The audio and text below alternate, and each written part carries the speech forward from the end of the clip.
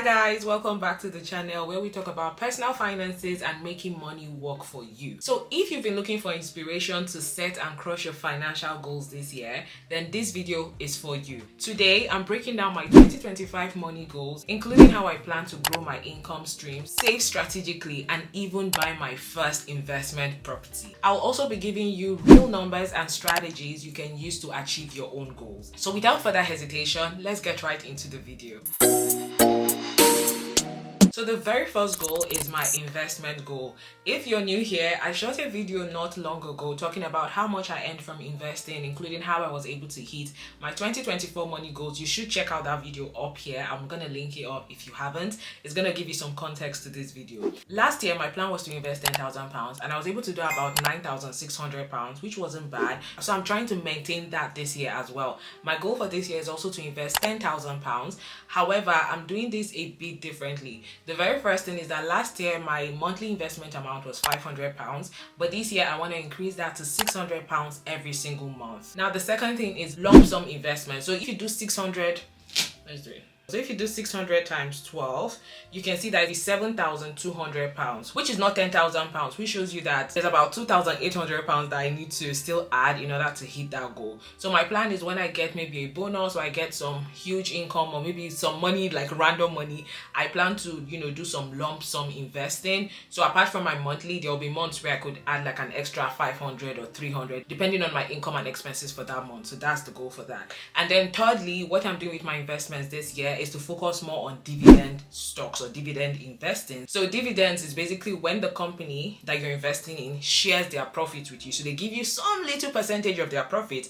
So in my investment portfolio currently, I have some dividend stocks, but it wasn't something I did intentionally. So this year I'm going to be more intentional in investing in dividend stocks so that apart from the return from investment, I can also get money through dividend payouts. By the way, if you're not subscribed to this channel, make sure to hit the subscribe button now, please. I'm gonna do a video where I'm gonna show you exactly the things that I invest in. So I'm gonna walk you through inside my investment portfolio, showing you the stocks and the funds I invest in and why I currently invest in them. So make sure to hit the subscribe button so you don't miss out on that video once it's live. Now, the second goal are my savings goals. Savings goals are always like a huge part of my financial plan, and I'm setting up different pots for different things this year. The very first pot is my travel fund. So currently my husband and I, we've created a plan. So we also do like our financial plan as a couple at the start of the year to figure out how we want to work towards our money, like combined money goals. And one of that is traveling. So currently we've planned to save about £150 each. We already have a pot that has like some savings left from last year for traveling. So we just want to augment that a bit and then use that to travel. So we're currently saving £150 each, and this year we only plan to travel to 2 countries, so it's not a lot, but we are actively saving towards that. Now the second savings pot is our car fund.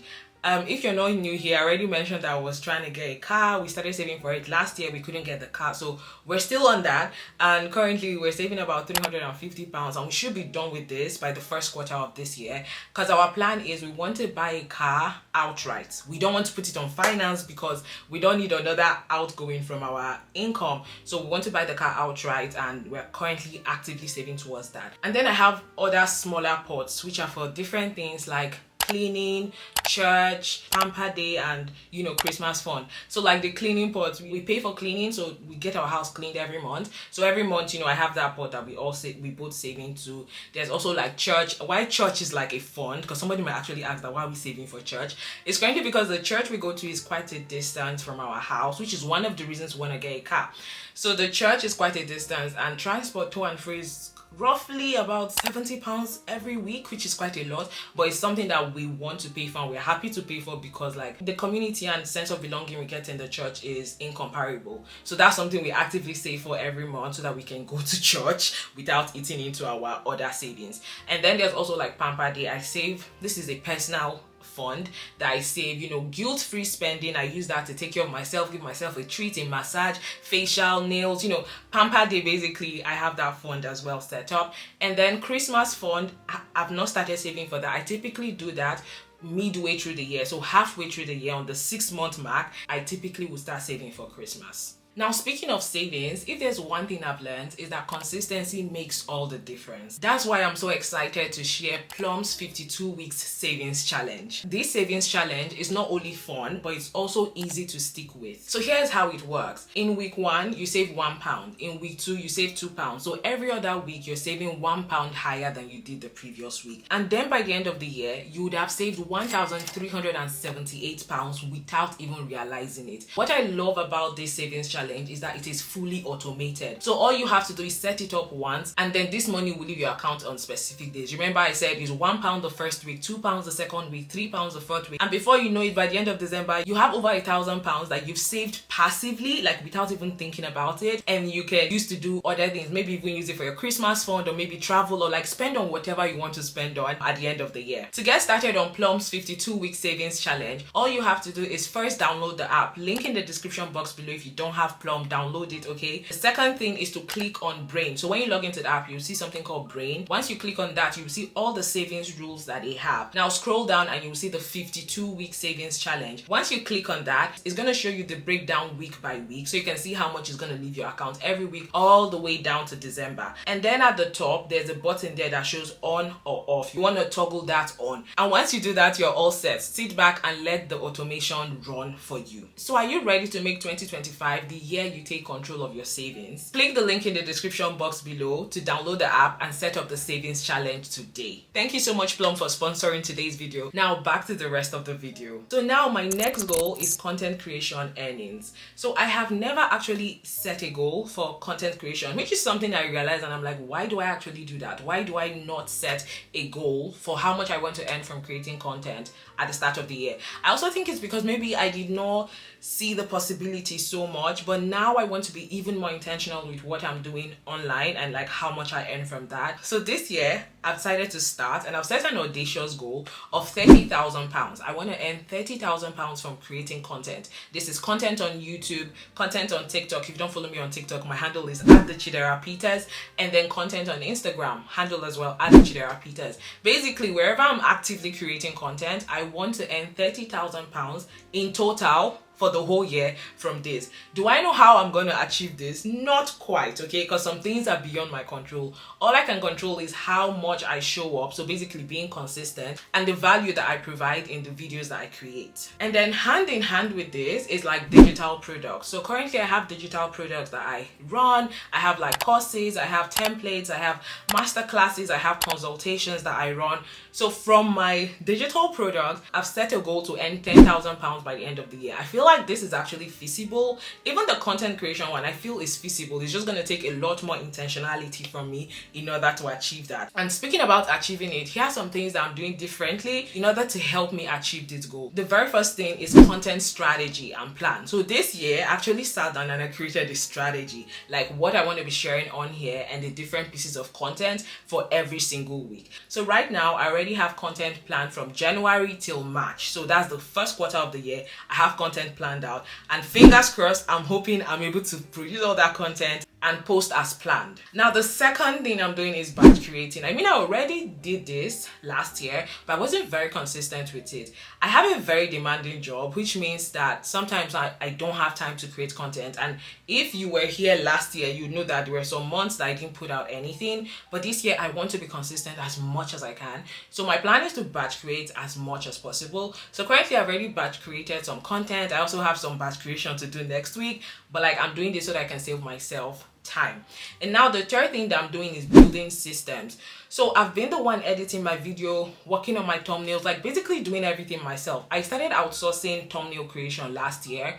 There are some like between 1 to 6 thumbnails last year that I did not create myself. And now I'm realizing that in order to scale this to the level that I want, everything cannot rely on me. So currently I'm working with the video editor that I'm currently trying out to see if I could work with him. Like I'm actively trying to build up systems. So basically have a video editor so that all I do is shoot the video and someone has to edit it, and then have a thumbnail editor, someone does that. So like there's a system and it's not just like dependent heavily on me, because the truth is I don't actually have that time. And then the last thing that I'm doing, which I already do, but I need to put more intentionality into it, is repurposing content. I have tons of video on YouTube, but if you go on my Instagram and TikTok, I don't usually post a lot there, and that's because I usually don't have the time during the week to like shoot videos. So what I want to do more of is like repurpose this long form content that I'm making here, make them into short videos that I can post on TikTok, I can post on Instagram, or even like YouTube shorts. Balancing these goals obviously requires some level of intentionality, and something that I'm doing is that I'm actively tracking my spending,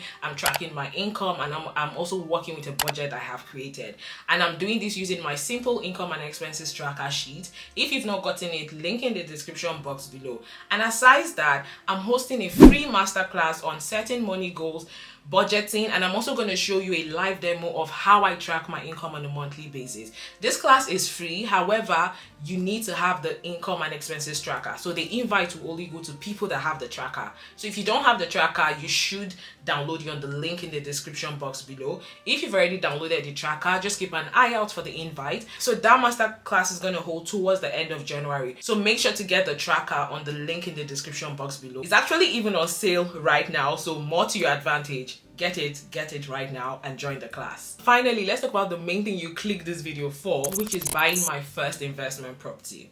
So buying an investment property has something that's always been a goal of mine, but I started first with a residential property which I got last year. If you've not seen the video, you can check out all the videos I have on buying like our first residential property. So now I want to buy a property that I'm going to let out, so property that I'm going to put tenants in. That's why it's called investment property. One of the reasons why I want to do this is because I want to create an additional stream of income so that I'm able to get money from something else, so that I'm able to build an additional stream of income, and also thinking about like long-term wealth and security in the UK. So now the maximum price of house that I'm looking at is about £125,000, and my goal is to save between £30,000 to £35,000 by the end of this year, so that by next year, January 2026, I am ready to buy my first investment property. So this year I'm going to walk you through how I'm saving. I'll probably give updates on like my progress towards this savings goal.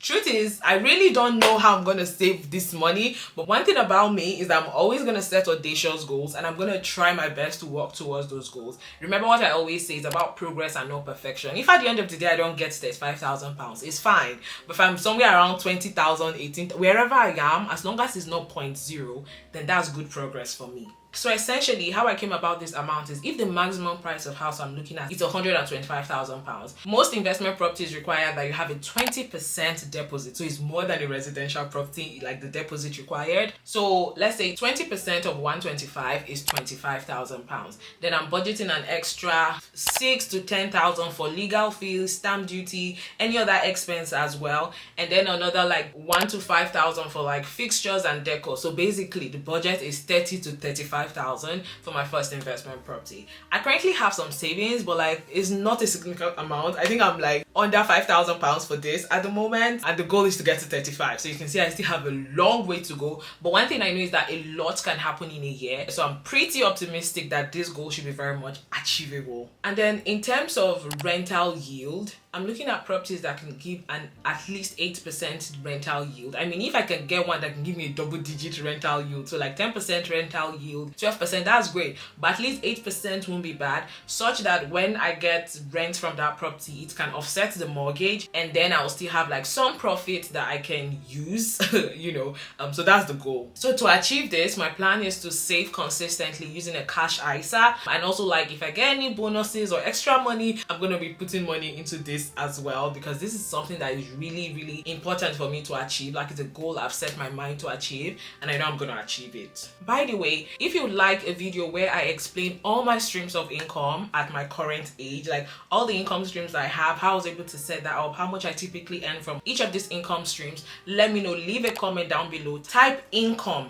in the comments below. I'm going to add that to my content plan and shoot that video for you, walking you through all my income streams and how much I earn from each of these income streams. Make sure to type income in the comments below. So there you have it, guys. Those are my 2025 money goals: growing my investments, smashing my money goals, and potentially buying my first investment property in the UK. I'm actually excited about these goals. I mean, it's not going to be easy to achieve this, but it's going to be 100% worth it. So if you're setting financial goals for the year, I would love to hear about about them, drop a comment down below, share one financial goal you're actively working towards this year, and try to make it as specific as possible, because I've realized that the more specific it is, the more realistic it is. Something that I may not have necessarily shared in this video, which I'm going to share in the masterclass that I'm going to hold, is how to make this goal specific. So you see how I've said I want to get £35,000 to save for property. I actually have a more specific plan on how I intend to do that, how I've made it realistic for myself. So you need to break it down and make it realistic and time bound. You need to focus on the how and not just the what. But that all of this will be covered in the masterclass that I'm going to do. This video is not about how to set goals, it's more about sharing my goals with you. So if you want to see my work frame for setting my financial goals, how I arrive at these numbers, and how I hope to achieve these goals realistically, make sure to get the income and expenses tracker so that you get the invite for the free masterclass. Okay, all right guys, so thank you so much for watching. If you found this video helpful, you're definitely gonna like the video where I share about how much I have earned from investing and how I was able to hit my 2024 money goals. Make sure to check out this video right here, click it and watch. You're gonna find it super valuable. Till next time guys, don't forget to like, subscribe, leave a comment, and thank you so much for watching. Bye bye.